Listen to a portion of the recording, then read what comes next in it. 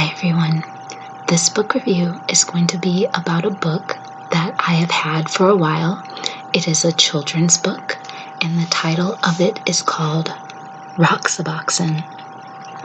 This book is so special. The more I learned about it, I decided that after this book review is over, there will be a slideshow at the end of this video to show you some of the details about Roxaboxen and the magic that still emanates from it today. It was written by Alice McLerran and it was illustrated by Barbara Cooney. I knew the illustrations looked familiar, and that's when I realized that I actually had one of Barbara Cooney's books, Miss Rumphius, which I will also be reviewing soon. So I will go into detail about this book and the author and the illustrator. So this book was published in 1991. So that was over 20 years ago. A little bit over 2 decades ago. The author is Alice McLerran, and she is still alive. She is about 86 years old right now. The illustrator, Barbara Cooney, passed away, so I will read you their bios. So Alice McLerran, she studied and lived all over the world, including Germany, Ecuador, Finland, and Hawaii. She holds a doctorate in anthropology from the University of California, Berkeley, and an MS and MPH from the Harvard School of Public Health. Over the years, she has worked at a variety of tasks, including reorganizing a career counseling center in Seattle, Washington, and excavating tombs in the Andes. Mrs. McLerran currently divides her time between homes in New York and Oregon with her physicist husband and their cat, Shua. I just thought it was kind of cool that you had an author that was also an anthropologist, and it was kind of really cool that she was excavating tombs. I've never really seen just a children's book author that did that. If they weren't in anthropology, naturally, I don't know. I just thought it was kind of neat. Barbara Cooney. Barbara Cooney, the author and illustrator of more than 100 books for children, was born in Brooklyn, New York. She grew up on Long Island, but spent her summers as a child in Maine, where she died in March of 2000. She graduated from Smith College and studied art at the Art Students League in New York City. Miss Cooney won the Caldecott Medal twice, first for Chanticleer and the Fox, and again for the Oxcart Man. Her many other popular titles include Island Boy, a Boston Globe Horn Book, Honor Book, and Miss Rumphius, winner of the National Book Award. So yeah, this lady, she did her stuff. She was very productive throughout her life. She illustrated so many books. I thought it was interesting that she went to Smith College because I think that's where Sylvia Plath attended college. She's the author of The Bell Jar. So when I think about this book, I actually am reminded of Harry Potter. And the reason it reminds me of Harry Potter is because so many things have stemmed from this little book. This is actually the second book about Roxaboxen. Roxaboxen, if I'm pronouncing it right, is an actual place. It is in Yuma, Arizona, and it is based off of her mother's childhood manuscript. So the first written material about Roxaboxen was in about 1916, and it's in the library. Apparently, it might still be there. Her mother wrote it because she was, I guess, the official mayor of Roxaboxen.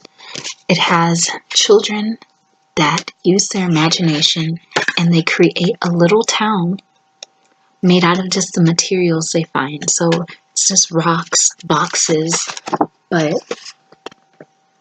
obviously it is enough to suffice them.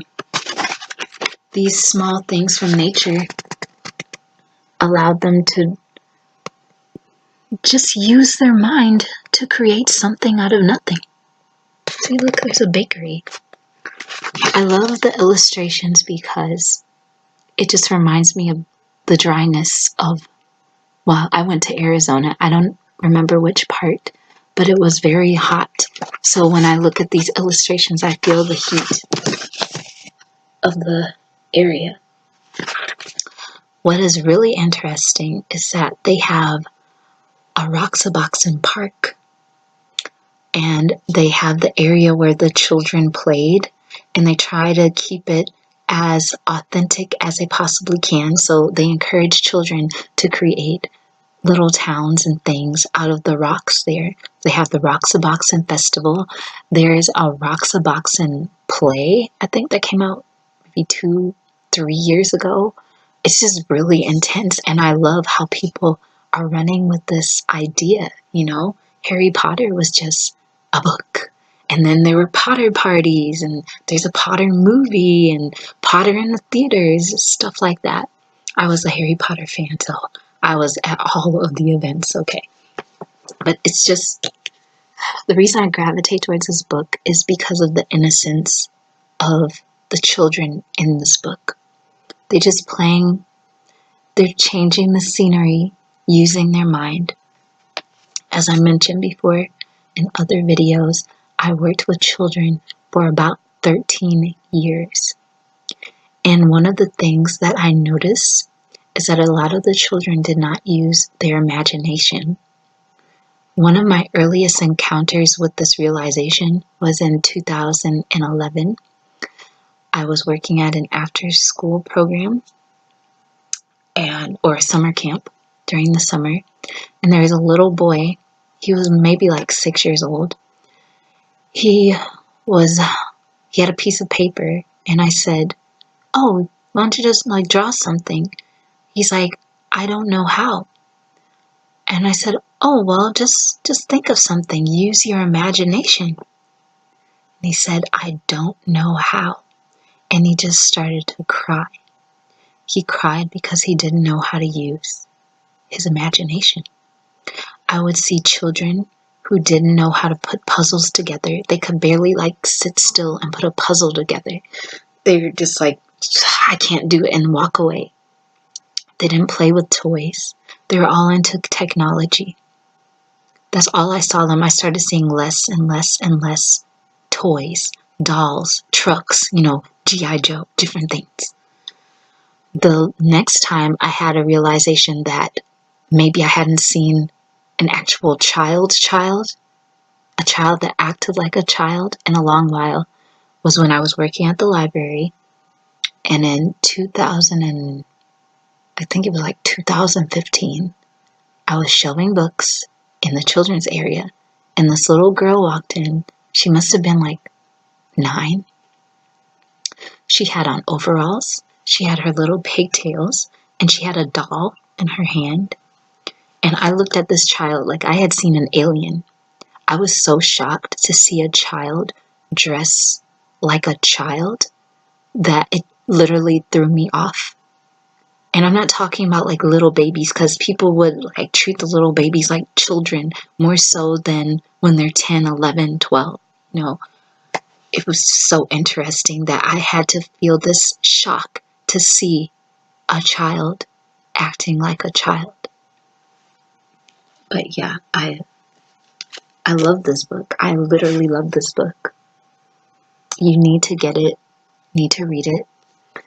The words are so beautiful, and the artwork matches how beautiful the words are. I'm going to show you another picture. I'll show you my favorite picture. They had a lizard and it died.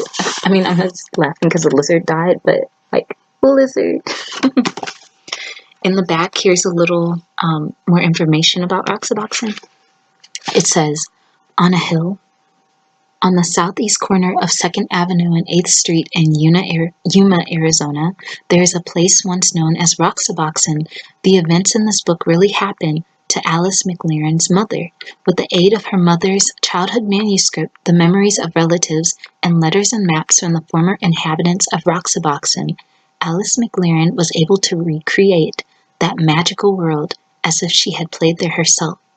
She presents us with the celebration of the active imagination, of the ability of children to create, even with the most unpromising materials, a world of fantasy so real and multidimensional that it earns a lasting place in memory. Honestly, children they literally do not need all of these things that we are giving them. Like, they don't need 1,000 toys. They don't need 1,000 Game Boys and iPads and different things. All they need is a teddy bear. All they need is an empty box. Like, you might buy something for a little 2-year-old. What are they going to do? They're not going to play with the toy. They're going to play in the box. Like, happens every single time. So I'm going to be posting some links below in the description box for you so that you can read more about Roxaboxen. One of these days, it might not be this year, it might be next year, I don't know, but I plan on somehow taking a trip to Roxaboxen. I want to go to the places that I read about in books. I want to visit the places that the stories are based off of. So like Huckleberry Finn, which is a book I really, really, really hate because I don't like Mark Twain. I went to Hannibal, Missouri, and maybe once to the Mark Twain, museum. But I would pass through Hannibal a lot because my school was near Hannibal, or my college was near Hannibal in Missouri. But yeah, that was interesting. They had Norman Rockwell paintings there. It really made the book come to life. So even though I did not like him, I did feel some type of connection just being in the place where the book took place. Or his hometown. So yes, please enjoy the slideshow. Please visit the links down below and read more of Alice McLerran's work. And have a beautiful day until the next book review.